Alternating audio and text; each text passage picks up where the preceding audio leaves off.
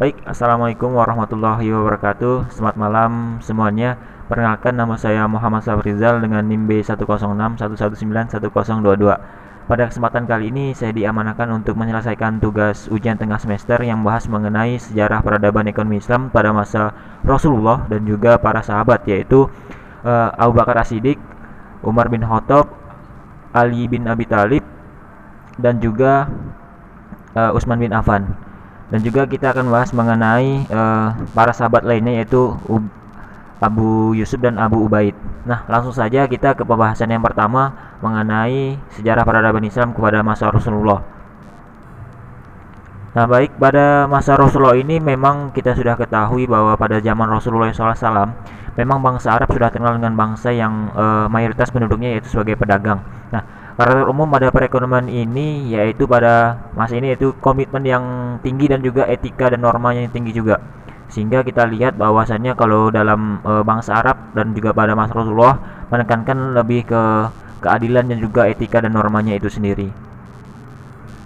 Nah, pada masa Rasulullah SAW, di mana beliau telah mengubah suatu sistem, yaitu sistem di mana sistemnya ini mengubah mengenai tatanan dan ekonomi keuangan suatu negaranya itu dengan memperhatikan prinsip-prinsip Al-Quran dan Sunnah, di mana poin-poinnya sebagai berikut. Yang pertama yaitu Allah Subhanahu Wa Taala adalah penguasa tinggi sekaligus pemilik absolut seluruh semesta alam.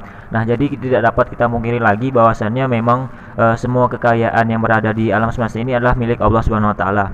Yang kedua, poin yang kedua yaitu manusia hanyalah khalifah Allah Subhanahu Wa Taala di muka bumi, bukan pemilik yang sebenarnya. Nah, jadi dalam poin kedua ini dapat kita simpulkan bahwasannya manusia itu hanyalah bukan pemilik semua yang ada di bumi ini, tapi hanyalah sebuah titipan. Dan juga yang poin ketiga yaitu semua yang dimiliki dan didapatkan manusia adalah seizin Allah Subhanahu Wa Taala.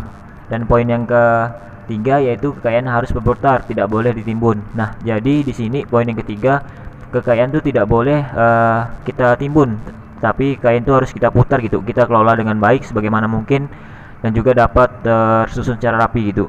Yang selanjutnya adalah eksploitasi ekonomi dalam segala bentuknya, termasuk riba, harus dihindarkan. Nah, jadi di sini juga Rasulullah telah melarang gitu untuk menjauhi riba dan segala macamnya.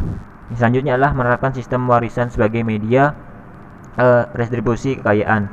Dan poin yang terakhir yaitu menetapkan kewajiban bagi seluruh individu termasuk orang miskin. Nah, jadi poin yang terakhir ini dapat kita simpulkan gitu, bahwasanya kekayaan itu harus kita distribusikan kepada orang-orang yang kurang mampu.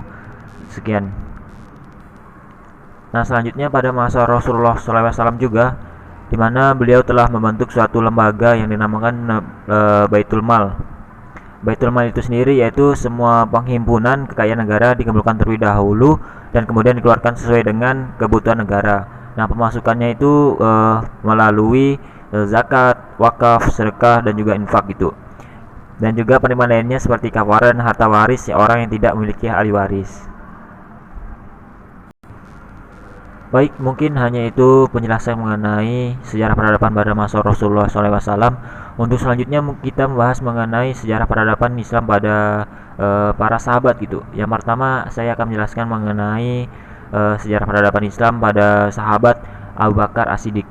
Nah, dalam sejarah peradaban Abu Bakar As-Siddiq, yaitu setelah wafatnya Rasulullah SAW, maka dilanjutkan oleh Abu Bakar As-Siddiq, di mana dalam periode ini Abu Bakar Siddiq memimpin pemerintahan selama 2 tahun saja, di mana di sini banyak sekali pertikaian-pertikaian di dalam internanya sendiri, yaitu dengan adanya orang-orang yang murtad, nah munculnya nabi-nabi palsu dan segala macamnya, itu yang menghambat suatu perekonomian di negara tersebut.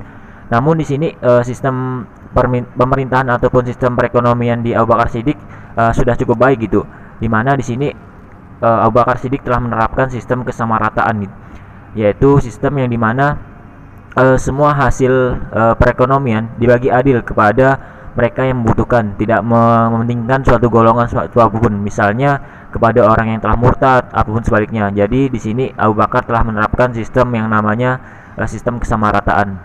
Mungkin itu penjelasan mengenai secara singkat mengenai Abu Bakar As-Siddiq. Baik, selanjutnya yaitu mengenai sejarah peradaban Islam pada masa sahabat yang kedua, yaitu Umar bin Khattab. Dimana dalam masa kepemimpinan Umar bin Khattab dia memerintah selama 10 tahun. Dalam perkembangannya juga masa pemerintahannya di mana Umar bin Khattab ini lebih menekankan kepada perluasan wilayah gitu, yang dimana di sini meliputi Jazirah Arab sebagai suatu kekuasaan Romawi. Nah, sedangkan dalam perekonomian itu sendiri, Umar bin Khattab pada zaman ini telah telah dibilang gitu sudah mencapai kemajuan yang sangat pesat gitu.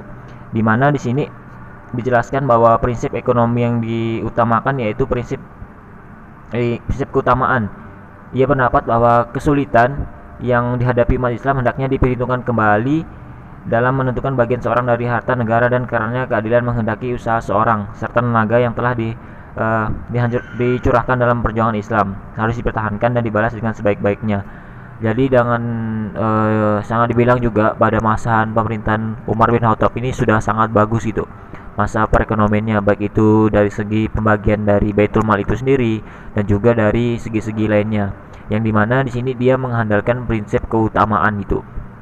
Mungkin itu penjelasan singkat mengenai sejarah peradaban Islam pada masa Umar bin Khattab.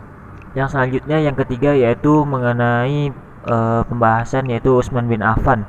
Nah, selama kepemimpinannya Utsman bin Affan lebih dikenal tidak melakukan inovasi baru dalam bidang perekonomian. Ia lebih melanjutkan lagi dari pendahulunya yaitu Umar bin Khattab. Jadi di dalam perekonomian ini tidak ada inovasi-inovasi baru yang diciptakan gitu. Jadi dalam perekonomian ini kebijakan perekonomian yang diterapkan hanya meneruskan dari pendahulunya. Dalam pendistribusian harta Baitul Mal, Utsman bin Affan menerapkan prinsip yang sama dengan Umar bin Khattab yaitu keutamaan. Ia juga menerapkan kebijakan berupa membagi-bagikan tanah kepada individu untuk reklamasi dan kontribusi pada Baitul Mal. Nah, dari kebijakan ini negara memperoleh pendapatan sebesar kurang lebih 50 juta lah, atau 50 juta yaitu dalam bentuk dirham, atau naik 41 juta dirham juga jika dibandingkan pada masa Umar bin Khattab yang tidak membagi-bagikan tanah tersebut. Nah, jadi dapat kita tarik kesimpulannya bahwa di Utsman bin Affan ini ia tetap melakukan inovasi ataupun tidak melakukan inovasi, itu tetap sama dengan Umar bin Khattab yaitu tambahkan prinsip keutamaan. Tapi di sini bedanya hanya satu, yaitu di mana di masa masa Utsman nih dia bagi-bagikan tanah kepada individual untuk mengkontribusikan itu pada Baitul Mal itu sendiri. Mungkin itu untuk penjelasan mengenai Utsman bin Affan. Selanjutnya yang terakhir yaitu masa pemerintahan Ali bin Abi Thalib, di mana pada masa pemerintahan ini Abi Thalib telah melakukan suatu upaya atau tindakan gitu untuk menghapuskan para pejabat yang korup, membuka kembali lahan perkebunan yang sebelumnya telah diberikan kepada orang-orang kesayangan Utsman, dan juga mendistribusikan pendapatan pajak tahunan sesuai dengan ketentuan yang telah diterapkan Umar bin Khattab. Nah, di sini Ali berkuasa selama 5 tahun. Sejak awal dia selalu mendapatkan perlawanan dari kelompok-kelompok yang memang tidak suka dengannya, yaitu dengan kelompok Khawarij, dan juga peperangan ataupun perangan yang keperanjangan dengan Muammiyah gitu. Khalifah Abi Thalib ini mengambil langkah penting pada masa pemerintahnya, yaitu mencetakkan uang koin atas nama negara Islam. Nah, jadi di sini kita tahu bahwasannya di masa pemerintahan Ali bin Abi Thalib dia telah menghapuskan beberapa memang orang-orang yang korupsi atau segala macamnya gitu. Dan juga yang terbaru di sini ia telah membentuk suatu uang koin atas namakan negara Islam. Nah, mungkin itu sedikit penjelasan mengenai sejarah peradaban Islam pada masa sahabat, yaitu beberapa tadi yang saya jelaskan.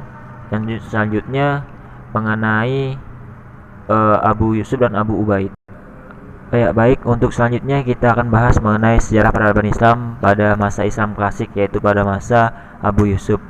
Nah, pada masa Abu Yusuf ini latar belakang pemikiran beliau tentang ekonomi yaitu dilatar belakangi oleh faktor internal dan juga eksternal gitu yang muncul dalam beberapa pengaruhnya, yang dimana di sini dipengaruhi oleh yang pertama yaitu gurunya itu sendiri, dan juga faktor eksternal yaitu dengan adanya sistem yang muncul ataupun sistem yang di pemerintahan yang absolut dan kejadiannya perbudakan masyarakat terhadap kebijakan di khalifah pada masa itu. Nah, adapun yang menjadi kekuatan utama dalam pemikiran Abu Yusuf ini dalam masalah keuangan publik.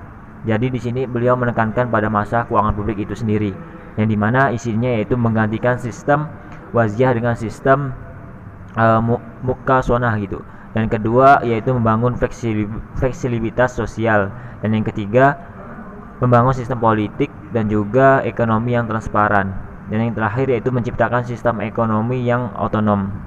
Itu mengenai sejarah singkat mengenai ekonomi Islam klasik pada masa Abu Yusuf, yang dimana di sini dapat kita simpulkan yang pertama yaitu ada dua pengaruh yang memengaruhinya, yaitu di masa internalnya yaitu dipengaruhi oleh faktor gurunya, dan juga masa eksternal yaitu dengan adanya suatu pemerintahan yang absolut dan juga terjadinya perbudakan di masyarakat.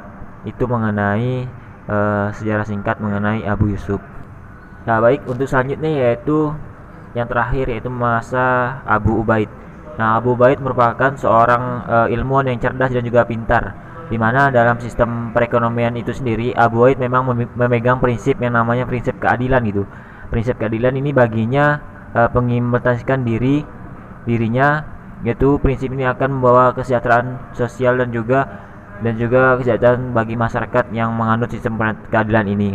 Jadi di sini memang sangat dipentingkan dalam prinsip keadilan itu sendiri bagi Abu Ubaid. Mungkin sekian penjelasan dari saya mengenai tugas mata kuliah ujian tengah semester. Mudah-mudahan apa yang saya sampaikan dapat dimengerti oleh kawan-kawan semuanya. Mohon maaf apabila ada perkataan saya yang salah. Saya mohon maaf sekali lagi. Saya akhiri. Wassalamualaikum warahmatullahi wabarakatuh.